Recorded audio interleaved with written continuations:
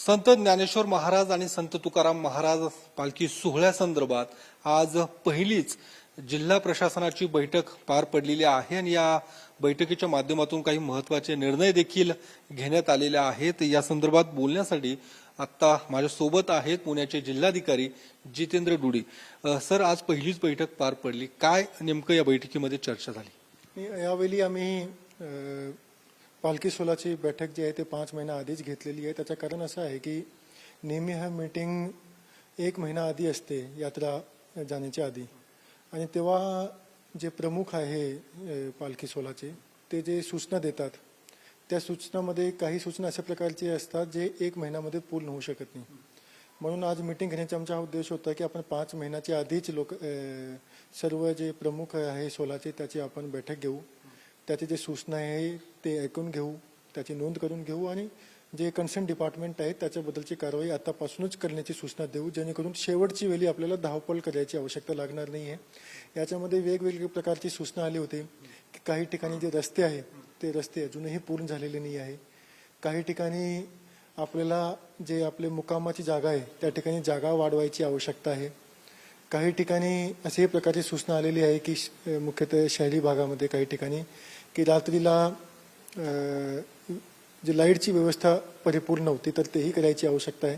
तर अशा प्रकारची जी सूचना दिलेली होती त्या सूचनाचा जे नोंद घेतलेली आहे त्याच्याबद्दल कारवाई करण्याची सूचना दिलेली आहे आणि असा डिसिजन घेतलेला आहे की आज 26 प्रकारचे सूचना आले होते, तर ते 26 प्रकारची सूचना आपल्याला 15 मेच्या आधी पूर्ण करून घ्यायची आहे, जेणेकरून पुढच्या वेळी जेव्हा आपण मीटिंग घेऊ याची तेव्हा आपल्याला कुठलाही विषय पेंडिंग राहिला नाही पाहिजे आणि तेव्हा आपली मीटिंग याच्याबद्दलच मात्र झाली पाहिजे की पालखी सोहळा जेव्हा निघेल तेव्हा आपल्याला प्रशासकीय दृष्टीने काय काय सुविधा देणे आवश्यक आहे, जे कायमस्वरूपी गोष्टी जे आहेत ते आपल्याला त्याच्या आधी संपवली पाहिजे। सर, पण पालखी मार्ग असू दे किंवा पालखी तळ या संदर्भात देखील अजूनही अनेक ठिकाणी कामं सुरू आहेत, त्यावर काही या सगळ्या संदर्भात चर्चा झाली की ती कामं नेमकी कधीपर्यंत पूर्ण होतील? त्याच्याबद्दलच झाली, तेच मी सांगितलं की आज मीटिंग घेण्याचा आमचा तेच उद्देश होता की जे नेहमी आपण शेवटी मीटिंग घेतो आणि मग ते काम पण पूर्ण होत नाही, तर त्याच्याबद्दलची आज मीटिंग होती की आपण नॅशनल हायवे, PWD, नगर परिषद, जिल्हा परिषद त्यांना आता सूचना दिलेली आहेत, महापालिकेला सुद्धा, की जे काम पूर्ण करण्याची आवश्यकता आहे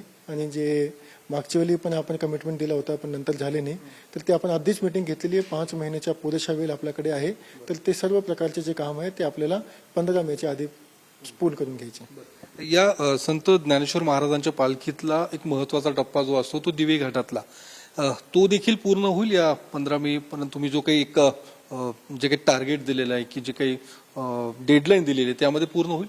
दिवे घाटाचं काम या वर्षी पूर्ण होणार नाही, त्याला अजून 1.5 वर्ष लागेल।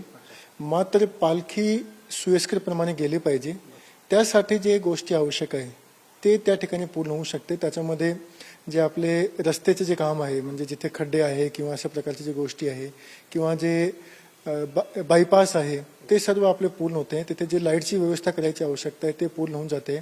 घाटामध्ये जे वायडनिंगची जी आवश्यकता होती ते वायडनिंगचं काम पूर्ण झालेलं आहे।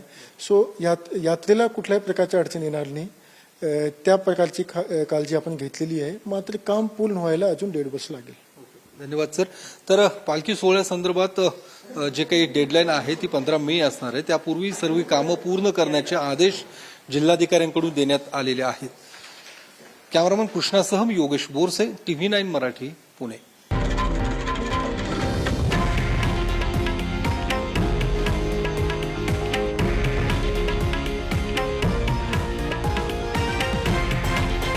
हे आहे देशातील नंबर 1 न्यूज नेटवर्क आणि आपण पाहत आहात TV9 मराठी, एकमेव।